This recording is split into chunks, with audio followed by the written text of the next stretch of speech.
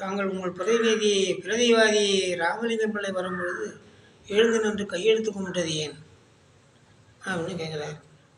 அதுக்கு அவர் சொல்கிறார், அவர் பெரியவர், மக்களால் மதிக்கக்கூடியவர், ஒரு மகான், எல்லோரும் எழுந்து வணக்கம் சொல்லும்போது நானும் என்னையும் முடியாமல் எழுந்து நான் வணக்கம் செஞ்சேன் அப்படின்னு சொல்கிறார். இதெல்லாம் நம்மளுடைய சொந்த கருத்து தான். சொந்த கருத்து தான். அதில் வரலாறுலாம் கிடையாது, வாசகலாம் இல்லை. அந்த கருத்து பூராவே எல்லாம் நம்மளுடைய கற்பனை தான். கற்பனை தான். இது ஜட்ஜி சொன்னது இவரோட அட்டமாசக்தியை பயன்படுத்தி சொல்ல வச்சுட்டாரா? ஆமாம், அப்படிதான். எல்லாம் கையெழுத்து கும்பிட்றான், இளம்பின்னு கையெழுத்து கும்பிட்றான். நீதிபதி கேட்டார், இப்படின்னாரு.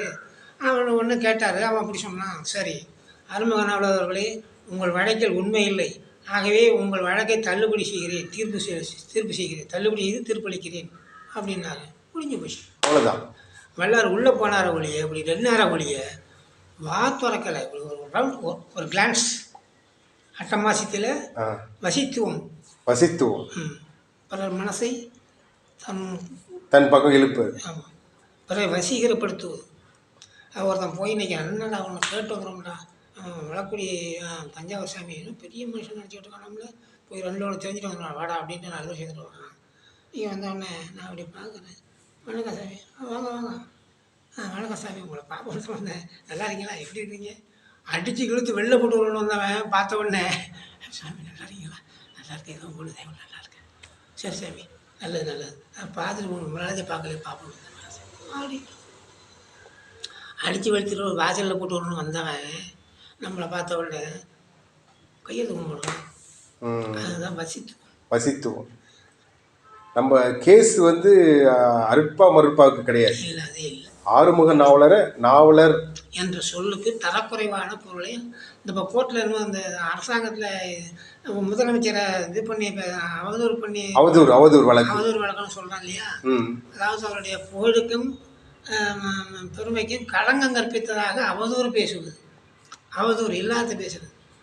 அவர் சொல்லுவாங்க, அப்போ ஸ்டாலின் இருக்கான், பெரிய முதலமைச்சராக இருக்கான், அவனை கொஞ்ச நாளைக்கு முன்னே சீமா இந்த இவெல்லாம் என்னென்னோ பேசணும்.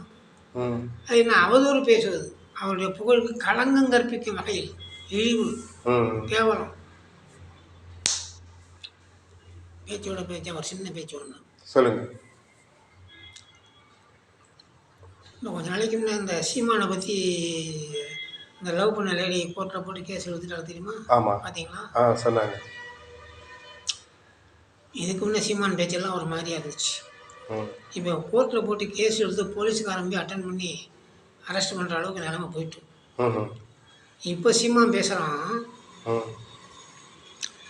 நாங்களும் திமுகவும் அண்ணன் தம்பி கட்சிங்க, எங்களுக்குள்ள 1000 இருக்கும், நாங்கள் சேர்ந்துக்கும் கூடிக்கும் பண்ணிக்குவோம், அதில் பிரச்சனை இல்லை, எப்படி அப்படின்னு சொல்லி இவனா எதையோ ஒன்று பேசிக்கிட்டு நேற்று 4 பேப்பரில் வந்திருக்கு. அடுத்து என்ன சொல்கிறான், மோடி தமிழ்நாட்டில் நிற்கிறதா சொல்லியிருக்கார். அவர் தமிழ்நாட்டில் நிற்காதுன்னா அவரை எதிர்த்து திமுக ஸ்டாலின் வேட்பாளரை நிறுத்தினால் நான் மு.க. ஸ்டாலினை ஆதரிப்பேன்.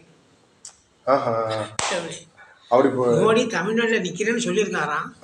அப்படி அவர் நின்னா அவரை எதிர்த்து திமுக ஆள் நிறுத்தினா திமுகவை சப்போர்ட் பண்ணி நான் அவரை சைட் பண்ணி நான் அவர் அணியிலன்னு நான் ஸ்டாலினை சைட் பண்ணி இது பண்ணுறேன் அப்படின்னு சொல்லி பேசியிருக்கான்.